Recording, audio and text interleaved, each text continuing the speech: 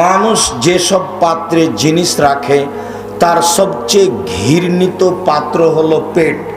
তো মানুষ যদি নিতান্তই বাঁচতে চায় তাহলে বাঁচার তাগিদে তাকে খেতে হবে। যেহেতু খেয়ে বাঁচতে হবে, কাজেই 3 ভাগে খেতে হবে। 3 ভাগে খেতে হবে কথাটি রাসূলের আদর্শ। তিনি বলেন 3 ভাগের 1 ভাগ খাদ্য, 3 ভাগের 1 ভাগ পানি, 3 ভাগের 1 ভাগ শ্বাস প্রশ্বাস। পানি পান করা বেশি হলেও শ্বাসের ক্ষতি হবে, তখন শরীরে রোগ ব্যাধি দেখা দিবে।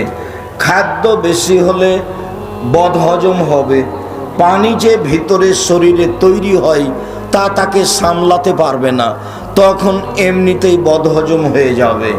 এই কথা আল্লাহ বলেন, এই কথা নবী বলেন। এরপরেও আমি আপনি সংশোধন হতে পারলাম না। আসার পর থেকে দেখি শুধু খালি খেয়েই বেড়াচ্ছি। এইটা স্বভাব কেমন? একটা কথা বলি, খাসলাত, অভ্যাস।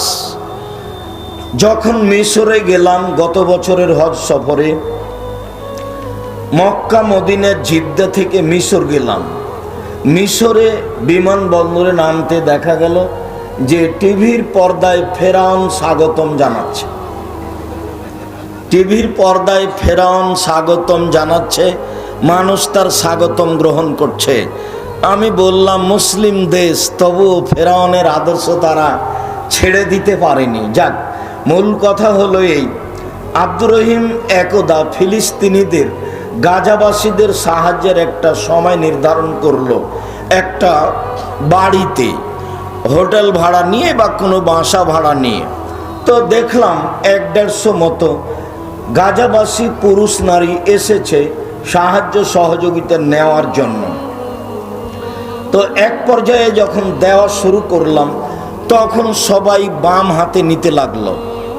বাম হাতে যখন নিতে লাগলো তখন আমি দেওয়া বন্ধ করে কয়েকটা হাদিস শোনালাম, যেগুলিতে প্রমাণ হলো যে খেতে হবে ডান হাতে, নিতে হবে ডান হাতে, পেশাব পায়খানা বাম হাতে, ময়লাযুক্ত জিনিস বাম হাতে, খাওয়া পান করা ডান হাতে।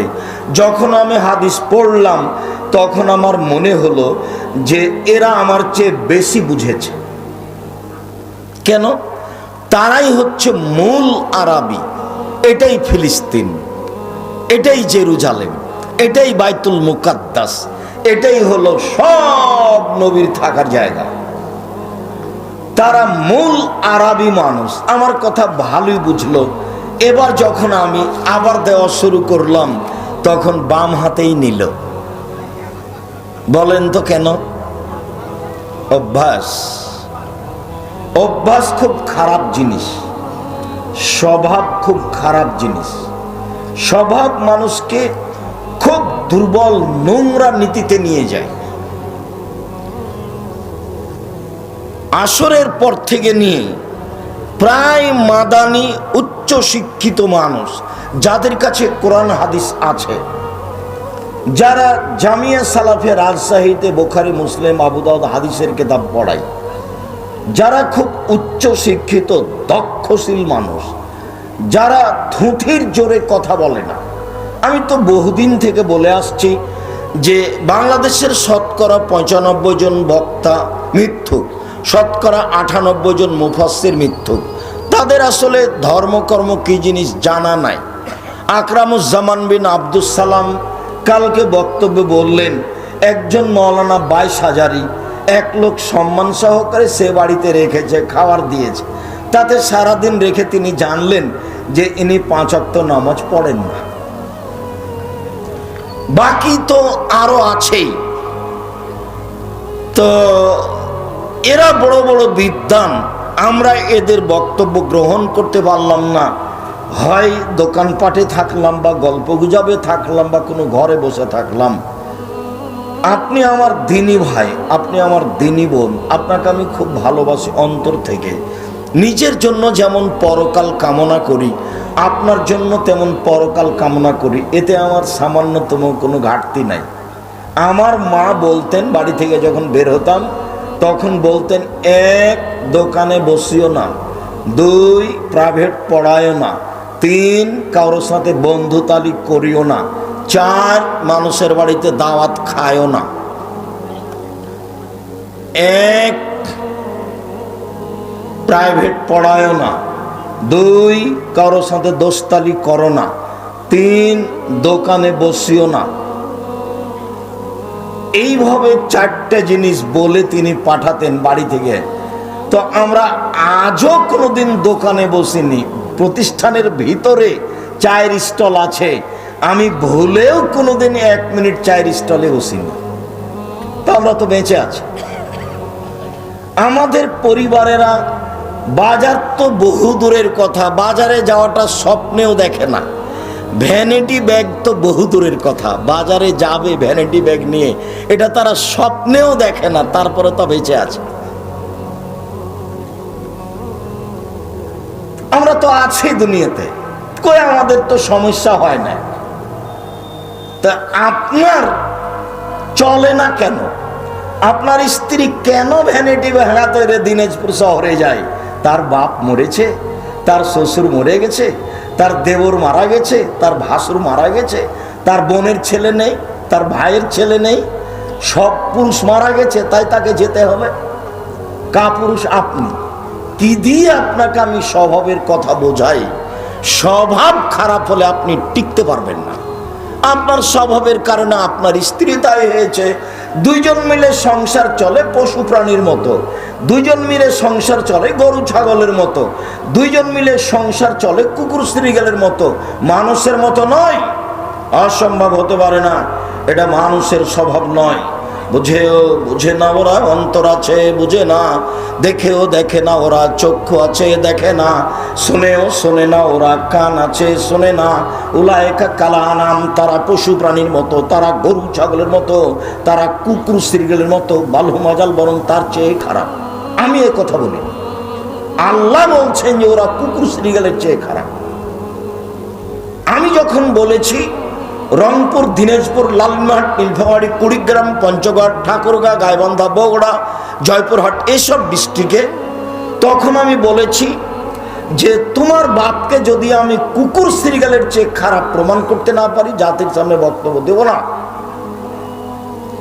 এই ডিস্ট্রিক্টগুলিতে মানুষেরা শ্বশুরের কাছে বেশি বেশি যৌতুক নেই অন্য ডিস্ট্রিক্টের চেয়ে। এইসব ডিস্ট্রিক্টের লোকেরা বোনকে জমি দেয় না, বোন জমি চাইলেই তার মাথা খারাপ। তা আমি বললাম যে তোমার দাদা 15 শতক জমি রেখে গেছে, তোমার বাপ নিবে 20 শতক আর তোমার ফুফু নিবে 5 শতক, তোমার বাপ নিবে সকালে আর তোমার ফুফু নিবে বিকালে, এইটা প্রমাণ করো দেখি। তো 10 বছর হলো তোমার দাদা মরা, এখন পর্যন্ত তোমার বাপ তোমার ফুফুকে জমি দিল না। জমির কথা বললেই তোমার বাপ রিরি করে উঠে। বলো তোমার বাপ কুকুর শ্রীগালের চেয়ে খারাপ কিনা? আর বাপ বেটা জেনে বুঝে প্রস্তুতি নিয়ে যৌতুক নিবা কেন? ভিক্ষে করে খাও। বাপ বেটা দিনাজপুর ট্রেন স্টেশনে যাওয়া, ভিক্ষে চাইবা, মানুষে ভিক্ষে দিবে, নিয়ে খাও। ভিক্ষে করা টাকা দিয়ে চাউল কিনে ভাত খেয়ে ইবাদত কবুল হবে?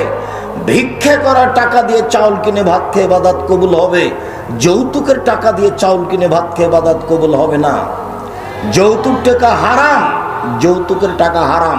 ভিক্ষা করে খাবো কেন? মানুষের বাড়িতে কাজ করে খাবো। মানুষের বাড়িতে কাজ করে খাবো কেন? ব্যবসা করে খাবো। চকলেট দিয়ে ব্যবসা শুরু করব, লোন নেওয়া লাগবে না। তারপরে কলা, তারপরে কাপড়। আমাকে একটা ধনী ব্যবসায়ী হতে প্রায় 30 থেকে 35 বছর লাগবে। আমি কেন ব্যাংকে লোন নিয়ে কলিকাতায় হিরোইন কিনে ঢাকায় বিক্রি করব?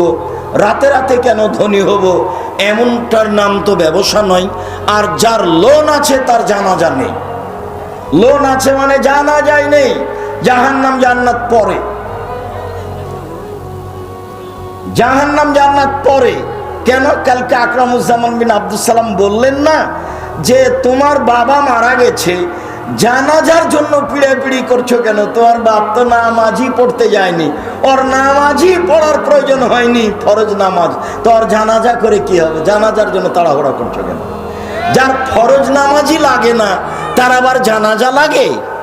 যার ফরজ নামাজই লাগে না তো তার আর জানাজা দিয়ে কি হবে? তোমার বাপ তো কোনোদিন ফরজ সালাতের জন্য তাড়াহুড়া করেনি, তুমি আবার জানাজার জন্য তাড়াহুড়া করছো কেন? পশু প্রাণীর মতো জীবন কাটিয়ে দোকানপাটে আড্ডা পিটে একটা সালাফি কনফারেন্সের মতো একটা দিনই বৈঠকে আপনি সময় কাটাতে পারেন না, যেখানে কোনো মানুষকে উঁচা করা হয় না, কাউকে নামানো হয় না, বিষয়ভিত্তিক বক্তব্য দেওয়া হয়, কেউ কারো বিরুদ্ধে মুখ খুলতে পাবে না। জামিয়া সালাফের অফিসও পাবে না, জামিয়া সালাফের খোলা মাঠে বক্তব্য পাবে না, মুখ খোলা নিষেধ। কেন আপনাকে বললাম না, না জুমার খুতবায় বললাম না, কালকে বললাম যে আব্দুল্লাহর বক্তব্য নিয়ে একবার আলেম ওলামা কিছু বলা বলি করছিল, তা আপনারা জানেন। তখন আব্দুল্লাহ তার আম্মাকে বলছে, আম্মা এই সময় কি করা যায়, মানুষ তো না বুঝে অনেক কিছু বলছে। তখন তার আম্মা তাকে বলছে, আব্বু হাতটা আগে, আঙুলটা আগে কোথায় লাগালেন? মুখের উপরে। তারপরে বলছেন, শুনে রেখো, তোমাকে মানুষ করেছি সামনের দিকে আগানোর জন্য, পিছন দিকে দেখতে পাবা না, পিছনের দিকে দেখা নিষেধ। কে কি বলেছে, কে কি করেছে, এই পাতা তোমাদের জন্য পড়া নিষেধ, পিছনে দেখতে পাবা না। এটা তার মা বলল, ছেলে চুপ হয়ে চলে গেল। কে কি বলেছে এই কথা নেই, পিছনে দেখাই নিষেধ, পিছনে দেখতেই পাবা না, সামনে। বাস আমরা তো আছি। কেন আপনাকে দোকানে বসে আড্ডা পিটা লাগে? কেন আপনাকে চায়ের স্টলে বসে সময় কাটানো লাগে? কেন আপনাকে চায়ের স্টলে বসে চা খাওয়া লাগে? কেন আপনি আসরের পর থেকে হাজারো বার, 5 বার 10 বার চা খেতে যান, গল্প করতে যান, হেঁটে বেড়াতে যান? কেন যাবে? কেন এমন স্বভাব হবে? এটা হলো সালাফি কনফারেন্স। আপনাকে আমি অনেক ভালোবাসি, আপনার জন্যই এত খরচ, আপনার জন্য এ ব্যবস্থাপনা, আপনার জন্য এ প্রতিষ্ঠান। আপনাকে একটু বুঝতে হবে, বিবেচনা আর একজনের হাতে তুলে দেওয়া যায় না, বিবেচনা নিজের হাতে আছে, অন্যের হাতে বিবেচনা তুলে দিয়ে সফল হওয়া যায় না। ইবাদতের জগতে সবচেয়ে গুরুত্বপূর্ণ ইবাদত হলো সিয়াম, রোজা। ইবাদতের জগতে সবচেয়ে দামি ইবাদত হলো সিয়াম। সিয়াম শব্দের আবিধানিক অর্থ হলো বিরত থাকা। শরীয়তের পরিভাষায় ফজরের আজান থেকে নিয়ে সূর্য ডুবা পর্যন্ত খাওয়া, পান করা, স্ত্রী মিলন, যাবতীয় অপছন্দ কথা ও কর্ম থেকে বিরত থাকার নাম সিয়াম। ছোট ব্লাউজ পরে পেট পিট দেখিয়ে সিয়াম থাকা যায় না, তখনও রোজা আছে। রোজা মানে উপবাস থাকা। মিথ্যে কথা বলে ব্যবসা করে রোজা থাকা যায়, সিয়াম থাকা যায় না। মাথায় কাপড় না দিয়ে একজন মহিলা রোজা থাকতে পারে, সিয়াম থাকতে পারে না। কপালে টিপ দিয়ে, নখগুলো বড় করে, নখে নেল পালিশ দিয়ে একটা মেয়ে রোজা থাকতে পারে, সিয়াম থাকতে পারে না। সিয়াম মানে বিরত থাকা, যাবতীয় অপছন্দ কথা ও কর্ম থেকে বিরত থাকার নাম সিয়াম। যখন নাজায়েজ কাজ থাকলো তার ভিতরে, তখন যদি না খেয়ে থাকে তার নাম হলো রোজা, মানে উপবাস থাকা। ও এখন রোজা আছে, ও সিয়াম নেই।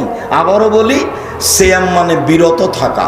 শরীয়তের পরিভাষায় ফজরের আজান থেকে নিয়ে সূর্য ডুবা পর্যন্ত খাওয়া, পান করা, স্ত্রী মিলন, যাবতীয় অপছন্দ কথা ও কর্ম থেকে বিরত থাকার নাম সিয়াম। ইবাদতের জগতে সবচেয়ে দামি ইবাদত হলো সিয়াম, যার বিনিময় নেকি নয়। সিয়াম আদায় করে নেকি হয় না, রোজা থেকে, সিয়াম থেকে নেকি হয় না। কি হয়? জান্নাত হয়, বিনিময় জান্নাত। এক অবাক ইবাদত। আল্লাহ তাআলা বলেন, কুতিবা আলাইকুমুস সিয়াম কামা কুতিবা আলাল্লাযীনা মিন কাবলিকুম লাআল্লাকুম তাত্তাকুন। পৃথিবীর মানুষ, তোমাদের উপরে সিয়াম ফরজ করা হয়েছে যেমন ভাবে পূর্বের মানুষের প্রতি সিয়াম ফরজ করা হয়েছিল। সিয়াম এমন একটি ইবাদত যা দিয়ে পরহেজগার হওয়া যায়, তাকওয়াশীল হওয়া যায়, আল্লাহকে চেনা যায়, বোঝা যায়। চলেন নফল সিয়াম, সিয়াম কি জিনিস আগে বুঝি। আবু সাঈদ খুদরি রাদিয়াল্লাহু তাআলা আনহু বলেন, রাসূল সাল্লাল্লাহু আলাইহি ওয়াসাল্লাম বলেছেন, মান সামা ইয়ামান ফি সাবিলিল্লাহ বাদাল্লাহু আজহারিন নারি সাবিনা খরিফা। কেউ যদি আল্লাহকে সন্তুষ্ট করার জন্য একদিন সিয়াম থাকে, তাহলে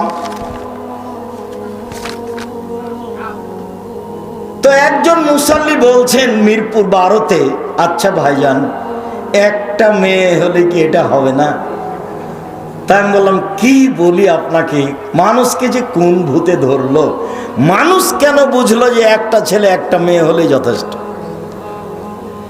একটা ছেলে মেয়ে যদি হয় দুইটে, ইহকালে লস পরকালও লস, ইহকালও লস পরকালও লস। ইহকালে টাকা পয়সা কম হবে, পরকালে তো যদি 10টা ছেলে মেয়ে হয় তাহলে 2-1টা ছোটকালে মারা যাবে, তখন তার বাপ মা জান্নাতে চলেই গেছে। একটাই ছেলে বা একটাই মেয়ে, কয়টা মরার কয়টা থাকে বলেন তো? দুনিয়ার বদের গোড়া। এখন ছেলে 5টা, কেউ থাকে চট্টগ্রামে, কেউ থাকে ঢাকায়, কেউ বাইরে থাকে। প্রত্যেক দিন সকাল 10টার দিকে রিং করে, আম্মা আপনি ঢাকায় চলে আসেন।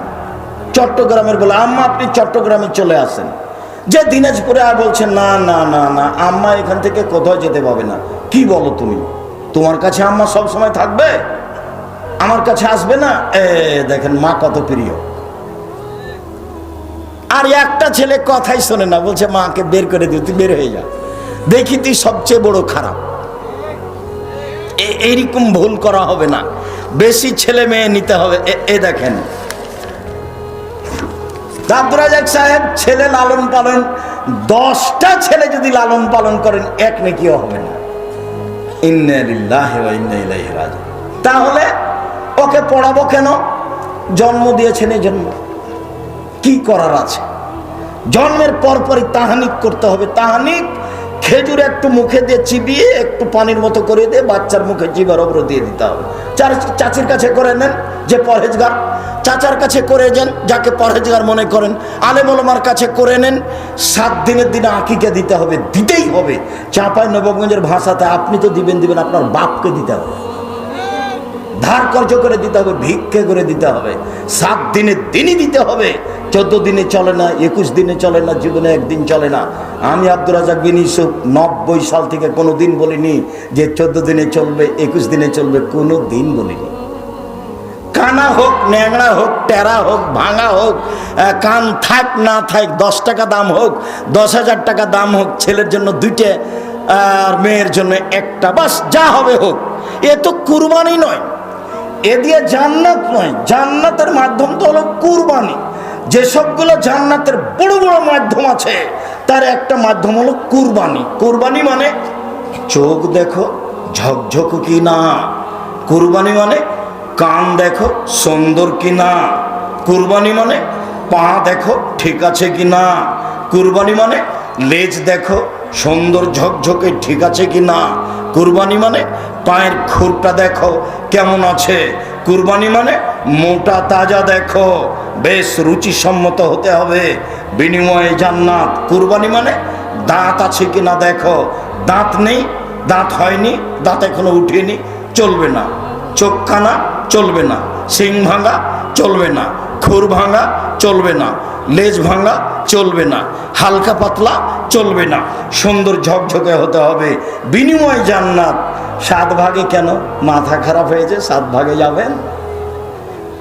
কলিজা নিয়ে গন্ডগোল বাঁধবে, কার টাকা হালাল কার টাকা হারাম কেউ জানে না। ভূতে ধরেছে, চাঁপাইনবাবগঞ্জের ভাষাতে ভূতে ধরেছে। এখন হুজুর বলেছেন, কে বলেছে চলবে না? একবার দিয়েছে হুঙ্কার হুজুর। তখন এরা বলছে যাক যখন চলবে গোস্ত খাওয়া হবে, দেন গোস্তই খান।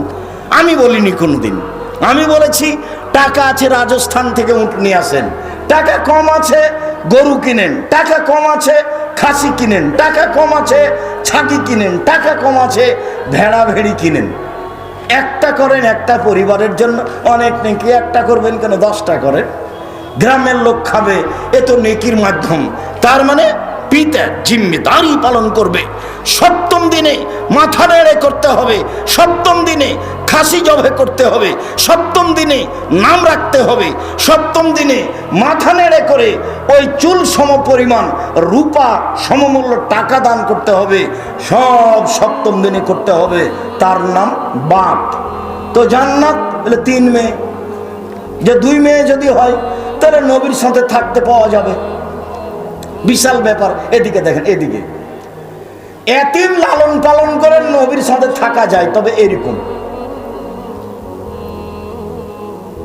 2টা মেয়ে লালন পালন করলে নবীর সাথে জান্নাতে থাকা যায়। দিনী বোনেরা দেখতে পাচ্ছেন আপনারা আল্লাহর কত বড় নিয়ামত। ঢং ঢং করে বাজারে চলে যাচ্ছেন। হুঁশ বুদ্ধি আছে কিছু? হ্যাঁ, বাপ নাই, ওই তোমার আব্বাকে তুমি বলবে সৎ বাবা, বলবে সৎ বাবা, নাহলে বলবে চাচা। মাকে খালা বলে ডাকবা। কই, তোমার মা তো তোমার উপরে কঠোরতা করলো না। কি দেখাতে চাচ্ছ আমাকে? ভুরুগুলো তুলে চিকন করে রেখেছ, তোমার মা আছে না? নখ বড় করে রেখেছো, নেইল পলিশ দিয়ে রেখেছো, তোমার মা আছে না? ভুল কথা। কপালে টিপ দিয়ে রেখেছো, তোমার মা আছে না? এই যে ফ্যাশন বোরকা পরে এসেছো, বসে আছো, দেবরের সাথে এসেছো, মা আছে না? ও হলো সৎ মা, ওকে খালা বলে ডাকি। মা হলে ক্ষমতা লাগে, মা হলে গতিবিধি সুন্দর লাগে। সম্মানিত দিনী ভাই বোন, বলছিলাম মেয়ে অনেক দামি সম্পদ, যার বিনিময়ে নবীর সাথে জান্নাতে থাকা যাবে। মেয়ে হলো দামি সম্পদ, যারা বিচারের মাঠে আল্লাহর সামনে পিতাকে জান্নাতে দেওয়ার জন্য বেঁকে বসবে। আগে আমার পিতাকে জান্নাতে দিতে হবে, তারপরে কোনো কথা। সম্মানিত দিনী ভাই বোন, বলছিলাম বিচারের মাঠে কোরআন সুপারিশ করবে আপনার পক্ষে। বিচারের মাঠে সিয়াম সুপারিশ করবে, রোজা বলবে প্রতিপালক ইন্নী মানাতুহু তাওমা শাওয়াতা বিন-নাহারি ফাসাফিনি ফিহি। একে আমি দিনে খেতে দিইনি, একে আমি দিনে মন মতো চলতে দিইনি। আমি সিয়াম রোজা বলছি, তুমি আমার একটা কথা শোনো, একে জান্নাতে দাও। বিচারের মাঠে আপনার পক্ষে কথা বলবে। 1 সিয়াম কথা বলবে, 2 কোরআন কথা বলবে, 3 আঙ্গুলে যে আঙ্গুলে তাসবি গণনা করা হয় সে আঙ্গুল কথা বলবে। ভুলে কোনোদিন তাসবি দানায় তাসবি গণনা করবেন না। আঙ্গুল কথা বলবে, তাসবি দানা কথা বলবে না। বরং রাসূলকে অপমান করা হয়। 1000 দানার তাসবি টিপে জান্নাত পাওয়া যাবে না, এমন মানুষকে আল্লাহর নবী হত্যা করতে বলেছেন। হাদিস বুখারী মুসলিম। আঙ্গুলে তাসবি গণনা করেন, আঙ্গুল বিচারের মাঠে আপনার পক্ষে কথা বলবে। আর একটা কালো পাথর, হজ যদি আল্লাহ কবুল করেন তাহলে কালো পাথর আপনার পক্ষে বিচারের মাঠে কথা বলবে, সিয়াম কথা বলবে। আবু হুরায়রা রাদিয়াল্লাহু তাআলা আনহু বলেন, রাসূল সাল্লাল্লাহু আলাইহি সাল্লাম বলেছেন, কুল্লু আমাল ইবনে আদম ইজাফুল হাসানাতু বিআশরি আমসালিহা ইলা 700 জিব। আদম সন্তানের সব নেকি বাড়ানো হবে 1 থেকে 10, 10 থেকে 700, 700 থেকে আরো আরো আরো অনেক বিশাল পালা করে দেওয়া হবে আদম সন্তানের সব নেকি ইল্লা সাম, তবে সিয়াম। কাল আল্লাহ তাআলা, আল্লাহ তাআলা বলেন, পৃথিবীর মানুষ শুনে রেখো, ইন্নাহু লি ওয়া আনা আজিজু বিহি। সিয়াম আমার ব্যাপার, প্রতিদান আমি দেব। হজ করেছো, ফেরেশতাকে বললাম নেকি লিখে দাও। সালাত আদায় করেছো, ফেরেশতাকে বললাম নেকি লিখে দাও। কোরআন তেলাওয়াত করেছো, ফেরেশতাকে বললাম নেকি লিখে দাও।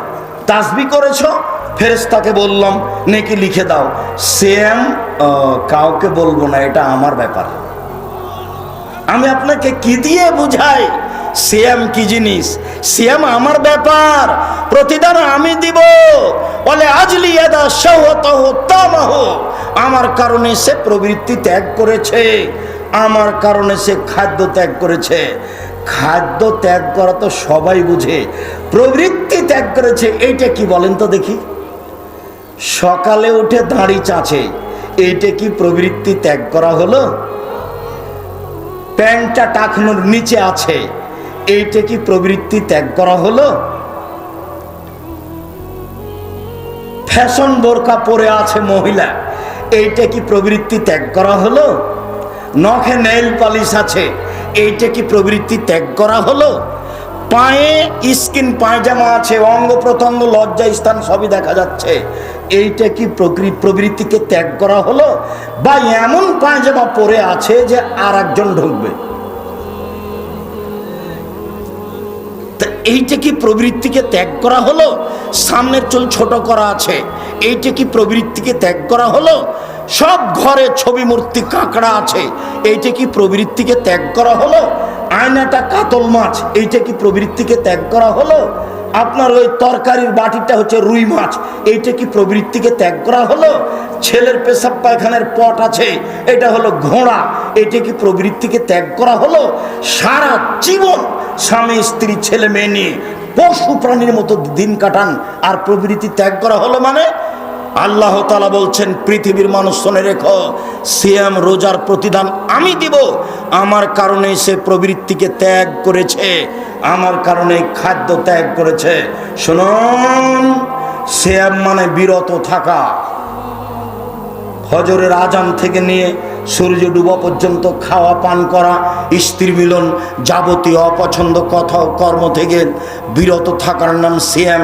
যার বিনিময় আল্লাহ দিবেন, যার বিনিময় হচ্ছে জান্নাত, যার বিনিময় 2-4-500 নেকি নয়, উহুদ পাহাড়ের সমান নেকি নয়, নিষ্পাপ হয়ে যাওয়া নয়, বিনিময় সরাসরি জান্নাত। চলেন যাই আশুরার সিয়াম। আবু হুরায়রা রাদিয়াল্লাহু তাআলা আনহু বলেন, আফজালুস সিয়াম বাদা রমাজান শাহরুল্লাহিল মুহররম। নফল সিয়াম হিসাবে রমাজানের পরে সবচেয়ে দামি সিয়াম হচ্ছে মুহররমের সিয়াম। হাফসা রাদিয়াল্লাহু তাআলা আনহা বলেন, আল্লাহর নবী 4টা জিনিস কখনো ছাড়তেন না। এক, সময় আমি আশুরা মুহররমের সিয়াম। 2, অল আশরা জিলহিজ্জা, জুলহিজ্জার 1 থেকে 9 পর্যন্ত সিয়াম। 3, সময় আমি আরাফা, আরাফার দিনের সিয়াম। 4, ফজরের 2 রাকাত সুন্নাত। এই 4টা জিনিস আল্লাহর নবী কখনো ছাড়তেন না। তার একটি হচ্ছে আশুরার সিয়াম, মুহররমের সিয়াম। আব্দুল্লাহ ইবনে আব্বাস রাদিয়াল্লাহু তাআলা আনহু বলেন, আল্লাহর নবী মুহররমের 10 তারিখে সিয়াম থাকলেন। আমাদের বললেন, তোমরাও মুহররমের 10 তারিখে সিয়াম থাকো। আমরা বললাম, আল্লাহর নবী, ইন্নাহু ইয়াউমুন আযীম ইনদাল ইয়াহুদ ওয়ান নাসারা। মুহররমের 10 তারিখ হচ্ছে ইহুদিদের বড় দিন, খ্রিস্টানদের বড় দিন। আপনি দিন রাত বলছেন ইহুদিদের বিরোধিতা করতে হবে, খ্রিস্টানের বিরোধিতা করতে হবে, আবার বলছেন মুহররমের 10 তারিখে সিয়াম থাকতে হবে। এটা কেমন হলো? তখন আল্লাহ রাসূল বলছেন, শোনো, লাইন বাকাইতু লা সুমান্না তাসিয়া, আমি যদি সামনে বছর বেঁচে থাকি তাহলে মুহররমের 9 তারিখও সিয়াম থাকবো। 9 তারিখ হবে বিরোধিতা, আর 10 তারিখ হবে সুন্নাত। শুকরিয়া। শুকরিয়া কি? ইবনে আব্বাস রাদিয়াল্লাহু তাআলা আনহু বলেন, কাদামান নবী সাল্লাল্লাহু আলাইহি সাল্লাম আল মদিনা ওয়াজাদা ইয়াহুদান সিয়ামান। তিনি মক্কা থেকে মদিনে আসলেন, দেখলেন মদিনার ইহুদিরা মুহররমের 10 তারিখে সিয়াম থাকে। আল্লাহর নবী বলেন, মা হাযা সিয়াম আল্লাযিনা তাসুমুনাহু, এই মদিনার ইহুদিরা, তোমরা মুহররমের 10 তারিখে সিয়াম থাকো কেন? তখন ইহুদিরা বলল, আরে অবাক কথা, ইন্নাহু ইয়াউমুন আযীম, এটা তো বিরাট দিন। আনজাল্লাহু তাআলা ফীহি মূসা কওমাহু, আল্লাহ এই দিনে মূসা এবং তার সম্প্রদায়কে বাঁচিয়ে দিয়েছেন। ওয়া গাররাকা ফিরআউন কওমাহু, এই দিনে ফিরআউন এবং তার সদল বলকে আল্লাহ পানিতে ডুবিয়ে দিয়েছেন। ফাসামা মূসা শুকরান, এই দিনে মূসা শুকরিয়ার সিয়াম রেখেছিলেন। আল্লাহ এত বড় বিপদ থেকে বাঁচালে আমি কি শুকরিয়া আদায় করি, যাক আমি এটা সিয়াম থাকলাম। আমাদের নবী বলছেন, ইহুদিরা শোনো, নাহনু আহাক্কু আওলা বে মূসা মিনকুম। মূসা যে শুকরিয়া আদায় করতেন, ওই শুকরিয়া আদায় করার ব্যাপারে আমরাই বেশি হকদার, বেশি হক রাখি। মানে মুহররমের 10 তারিখে সিয়াম থাকতে হবে, বিরোধিতা করার জন্য 9 তারিখও সিয়াম থাকতে হবে। আবু হুরায়রা রাদিয়াল্লাহু তাআলা আনহু বলেন, আল্লাহর নবী বলেছেন, সিয়ামে আশুরা আহাদাসু আলাল্লাহি আইয়ুকাফিরা সানাতাল্লাতি কাবলাহু, কেউ যদি মুহররমের 2 দিন সিয়াম থাকে বিগত 1 বছরের পাপ ক্ষমা হবে। আরাফার সিয়াম।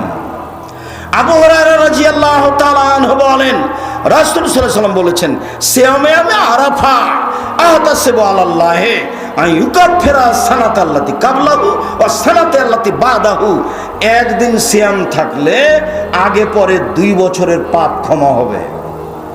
আরাফার দিন সিয়াম, প্রতি মাসে 3 দিন সিয়াম। আবু হুরায়রা রাদিয়াল্লাহু তাআলা আনহু বলেন, রাসূল সাল্লাল্লাহু আলাইহি সাল্লাম বলেছেন, রমাজানে রমাজান ওয়া সালাসুন মিন কুল্লি শাহরিন কা সিয়ামি দাহরে কুল্লিহি, কেউ যদি 2 রমাজান সিয়াম থাকে আর প্রতি মাসে 3 দিন সিয়াম থাকে তাহলে সে সারা বছর সিয়াম পালনের নেকি পেল, তাহলে সে সারা বছর সিয়াম পালনের নেকি পেল। চলেন শাওয়াল। আবু আইয়ুব আনসারী রাদিয়াল্লাহু তাআলা আনহু বলেন, রাসূল সাল্লাল্লাহু আলাইহি ওয়াসাল্লাম বলেছেন, মান সামা রমাজানা সুম্মা আতবাহু সিত্তান মিন শাওয়াল, কেউ যদি রমাজানের সিয়াম থাকে তারপরে 6 দিন সিয়াম থাকে শাওয়ালের, তাহলে সে সারা বছর সিয়াম পালনের নেকি পাবে। প্রতি মাসে 3 দিন, শাওয়ালের 6 দিন, প্রতি মাসে 3 দিন, শাওয়ালের 6 দিন, প্রতি মাসে 3 দিন, শাওয়ালের 6 দিন, সারা বছর সিয়াম পালনের নেকি পাবে। ওই যে চাঁপাইনবাবগঞ্জ বলেছে মহিলা বৈঠকে, বুবু হায়েজের কারণে যেটা রোজা ছুটে গেছে বুবু, সেইটা পরে করিও, সেইটা আগে করে নাও। কেন? সেটা হলো ফরজ, আর শাওয়ালের এটা হলো নফল, এইটা পরে করিও, হায়েজেরটা আগে করে নাও।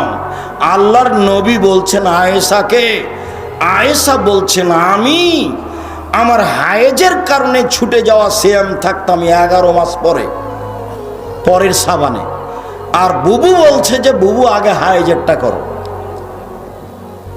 হায়েজের কারণে যেটা মহিলার ছুটে গেছে সেটার জন্য সময় হলো মরা পর্যন্ত, যেদিন পারবে করবে। শাওয়ালের 6টাই করবে, ধারাবাহিক করবে, এটাই ঠিক।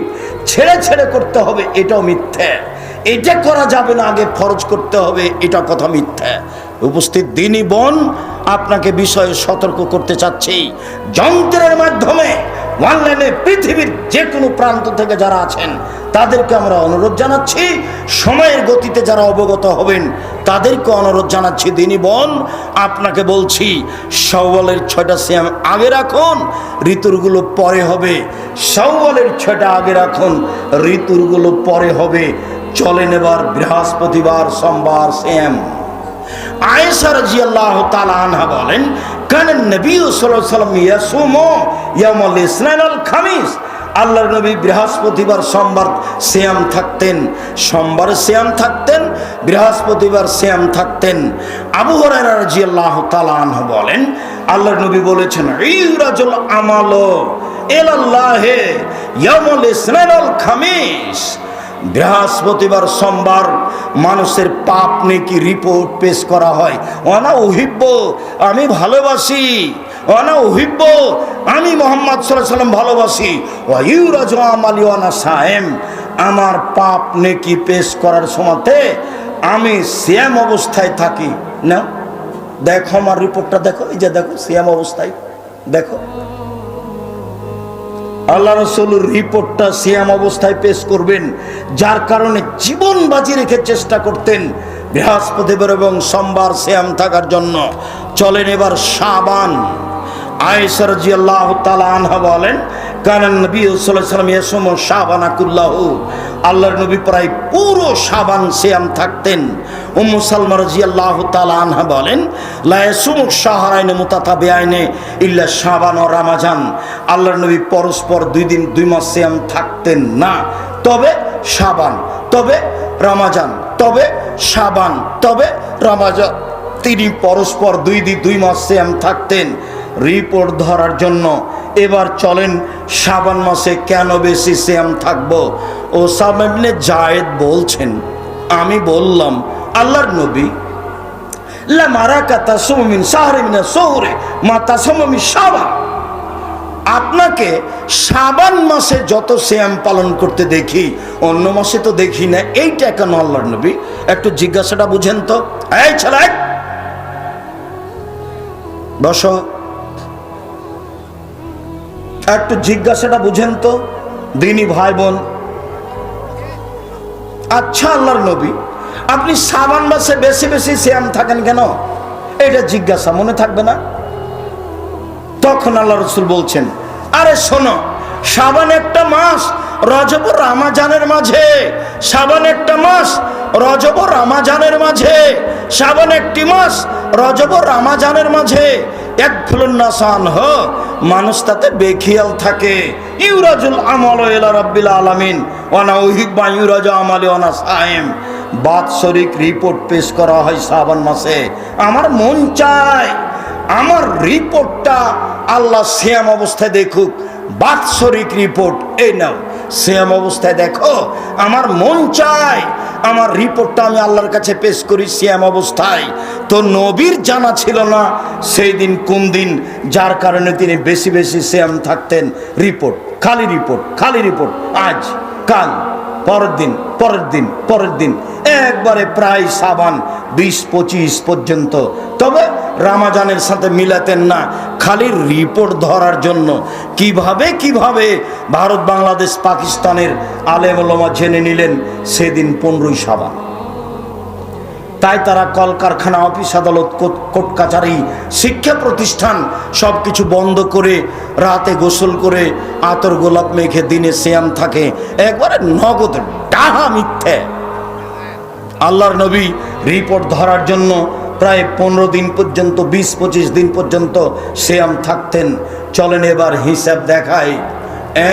1 মুহররমের 2 দিন সিয়াম, 2 আরাফার 1 দিন সিয়াম, 3 প্রতি মাসে 3 দিন সিয়াম, 4 শাওয়ালের 6 দিন সিয়াম, 5 জুলহিজ্জার 1 থেকে 9 পর্যন্ত সিয়াম, 6 শাবানের 1 থেকে নিয়ে 15 দিন পর্যন্ত সিয়াম। এক টানা জিদ করে করতে হবে, জীবন বাজি রেখে। আজকে রাতে সিয়াম ধরতে হবে। আপনাকে আমি অনুরোধ জানাচ্ছি, আপনি আমার দিনী ভাই, আপনি আমার দিনী বোন। সারাদিন না খেয়ে থাকলে কোনো সমস্যা নেই। কই আমি তো ছাত্র জীবনেও হানাফি প্রতিষ্ঠানে পড়াশোনা করতাম, কোথায় সাহারি হিসাব নিকাশ নেই। এখনো সাহারির হিসাব নিকাশ হয় না, সময় হলে রাখার চেষ্টা করি। আপনি আমার দিনী বোন, আপনি আমার দিনী ভাই, কেন আপনি সিয়াম থাকবেন না? কেন থাকবেন না? ইবাদতের জগতে সবচেয়ে ব্যতিক্রম, ভিন্ন ধরনের দামি ইবাদত, এত বড় দামি ইবাদত দুনিয়াতে নেই। দান ভিন্ন জিনিস, দান একটা থেকে আর একটা ঘটায়। সিয়াম ভিন্ন জিনিস, সিয়াম দিয়ে নগদ জান্নাত পাওয়া যায় মর্মে আপনাকে আমি আন্তরিকভাবে অনুরোধ জানাচ্ছি, আপনি নফল সিয়াম পালন করতে শিখুন। আপনি আমার দিনী ভাই, আপনি নফল সিয়াম পালন করতে শিখুন। সম্মানিত দিনী বোন, আপনারা তো দুপুরের টাইমে অনেক মহিলাই ছিলেন, বিশেষ করে তেঘরার সব দিনী বোনেরা উপস্থিত ছিলেন। আপনার সাদকে আমি স্বাগতম জানাই। তেঘরার সম্মেলনে মাঠে এসেছেন সলাত আদায়ের জন্য, আমি আপনার সাদকে স্বাগতম জানাই, আপনার মনের ইচ্ছাকে স্বাগতম জানাই। বিনিময়ে আল্লাহর কাছে দাবি রাখি, যারা উপস্থিত আছেন তাদেরকে একটা কথা বলি। আল্লাহর নবী যখন বললেন মহিলাদের জন্য জান্নাতের সব দরজা খোলা, মহিলাদের জন্য জান্নাতের সব দরজা খোলা, তখন তিনি বললেন 1 5 ওয়াক্ত সালাত, 2 রমজান মাসের সিয়াম রোজা, 3 স্বামীকে মেনে চলা, 4 জেনায় লিপ্ত না হওয়া। দুর্ঘটনা জেনা যদি ঘটেই যায় তাহলে তওবা করেন, পথ ভালো হয়ে যাবে। শুধু পথ ভালো নয়, আজ থেকে যদি আপনি জেনা বন্ধ করতে পারেন পৃথিবীর যে কোনো বিপদ থেকে বেঁচে যাবেন। প্রমাণে বুখারী মুসলিম। আব্দুর রাজ্জাক সাহেব একটু বুঝিয়ে বলেন তো ঘটনা কি? জেনা বন্ধ করলে যে কোনো বিপদ থেকে বেঁচে যাবে মানে? হ্যাঁ, হাদিস তো বুখারী মুসলিম। ওই যে আপনার মনে আছে, ওই যে 3 জন লোক রাস্তায় হাঁটছিল, তো এক গর্তে ঢুকলো, বৃষ্টির কারণে একটা পাথর এসে মুখে পড়লো, এবার তো বের হতে পারবে না। একজন তো বললো বাপ মাকে ভালোবাসি, সরিয়ে দাও, তা আল্লাহ বললেন দিলাম। একজন তো বললো একটা কাজের লোক নিয়েছিলাম, টাকা দিলাম, নিল না, চলে গেল। অনেকদিন পরে এসে বলছে টাকা দেন। আমি বললাম গরু ছাগল নিয়ে যাও। আমাকে বলছে মজাক করবেন না, একদিনের টাকা দেন। আমি বললাম মজাক করিনি, সব নিয়ে যাও, এই যে একটু সরিয়ে দাও। তো তৃতীয় জন বলছে আল্লাহর নবী, আমার চাচাতো বোনের সাথে আমি জেনা করতে চেয়েছিলাম, তো আমি গরিব মানুষ, আমার বোন মনে করেছিল আমি মনে হয় 100-200 স্বর্ণের মুদ্রা জমা করতে পারবো না। তখন আমাকে বলেছে, এই তুই যদি 200 স্বর্ণ মুদ্রা দিতে পারিস না, তাহলে আমি তোর সাথে জেনায় লিপ্ত হব। তো আমার চাচাতো ভাই একবারে জীবন বাজি রেখে এতটি স্বর্ণের টাকা নিয়ে চলে এসেছে। এখন আমিও তো কথার মধ্যে পড়ে গেছি, যখন জেনা আরম্ভ করবে এই সময় আমি বললাম দেখ তুই আমাকে অসতী প্রমাণ করিস না, দেখ তুই আমাকে অসতী প্রমাণ করিস না। এই পর্যন্ত বলতে আমি উঠে গেছি, জেনা করিনি, তোমাকেই সন্তুষ্ট করার জন্য করেছি, পাথর সরিয়ে দাও। আল্লাহ বললেন ঠিক আছে দিলাম। হাদিস বুখারী মুসলিম। এই যে দেখ জান্নাতুল মাওয়া পাবেন, যদি আপনি এই জেনার পাপ ঠেকাতে পারেন তাহলে জান্নাতুল মাওয়া পাবেন। ওয়ানাহা নাফসা আনিল হাওয়া ফাইনাল জান্নাতা হিয়াল মাওয়া। কেউ যদি প্রবৃত্তিকে ঠেকাতে পারে, জেনা থেকে নিজেকে বাঁচাতে পারে, আমি আল্লাহ তাকে জান্নাতুল মাওয়া দিয়ে দিলাম। শুধু তাই নয়, যদি আজ থেকে জেনা ঠেকাতে পারেন তাহলে বিচার মাঠে 7 শ্রেণীর মানুষ বিশেষ ছায়াতলে থাকবে, তার মধ্যে আপনিও। আল্লাহর নবী বলছেন 7 শ্রেণীর মানুষ বিচারের মাঠে বিশেষ ছায়াতলে থাকবে। তার 1 শ্রেণীর মানুষ সম্ভ্রান্ত পরিবারের মহিলা, জেনার ডাক দিল, তখন লোকটি বলল আমি আল্লাহকে ভয় করি, বা মহিলাই বলল আল্লাহকে ভয় করি, তখন সে 7 শ্রেণীর মানুষের মধ্যে চলে যাবে। অতএব 1 5 ওয়াক্ত সালাত, 2 রমজান মাসের সিয়াম, 3 স্বামীকে মেনে চলা, 4 জেনায় লিপ্ত না হওয়া। আব্দুর রাজ্জাক সাহেব, বক্তব্য শুনতে আপনার ভালো লাগে, তো স্বামীর ব্যাপারে আপনি এত বলেন কেন? আমাদের তো কিছু বলেন না। আপনার প্রতি আমার আন্তরিকতার অভাব নাই, কিন্তু আমার কিছু করার নেই। আল্লাহ নবী এভাবেই বলেছে।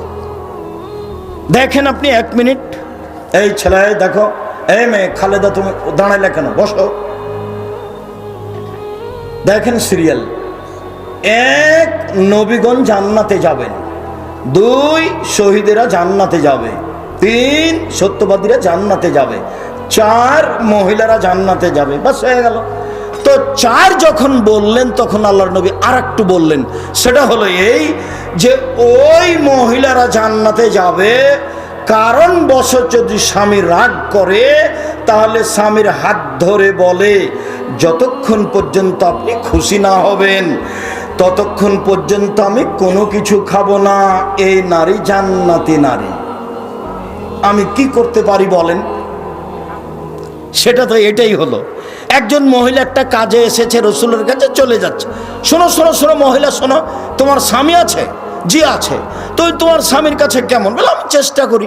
বলো কি চেষ্টা করো? মানে হুয়া জান্নাত তোকে না রোকে, তোমার স্বামী তোমার জাহান্নাম, তোমার স্বামী তোমার জান্নাত, তোমার স্বামী তোমার জাহান্নাম, তোমার স্বামী তোমার জান্নাত। এই কথা মুহাম্মদ সাল্লাল্লাহু আলাইহি ওয়াসাল্লাম বলেন। আপনি আমার দিনী বোন, কোনো সময়ই স্বামীর উপর রাগ করবেন না, তিতা লাগুক মিঠা লাগুক মেনেই চলেন। মাস মাস দিন দিন সপ্তাহ সপ্তাহ কথা বন্ধ রাখবেন, এটা ঠিক নয়। কথা বলছেন না, মাস কেটে যাচ্ছে, এটা ঠিক নয়। সম্মানিত দিনী ভাই বোন, আমি আপনাদেরকে আজ থেকে নফল সিয়ামের আন্তরিক জোরালো অনুরোধ জানিয়ে এবছরের সম্মেলনে এত কম দান করছেন কেন আমি বুঝতে পারছি না। আমি তো আপনাদের সাথে আছি, তো মন ছোট করলে হবে? টাকা পয়সা দান করতে হবে। জামিয়া সালাফি আপনাদের যেমনভাবে প্রাণ দিয়ে ভালোবাসেন তেমনিভাবে দান দিয়ে ভালোবাসবেন। ব্যয়বহুল খরচ, ছেলেরা মেয়েরা তা আছেই, বাড়ি তো নির্মাণ আছে, ঘর তো 4 তলা আছে, এখনো মানুষ টাকা পয়সা পাবে। সম্মানিত দিনী ভাই বোন, আমাদের ছেলেরা যাচ্ছে যেটুকু সম্ভব।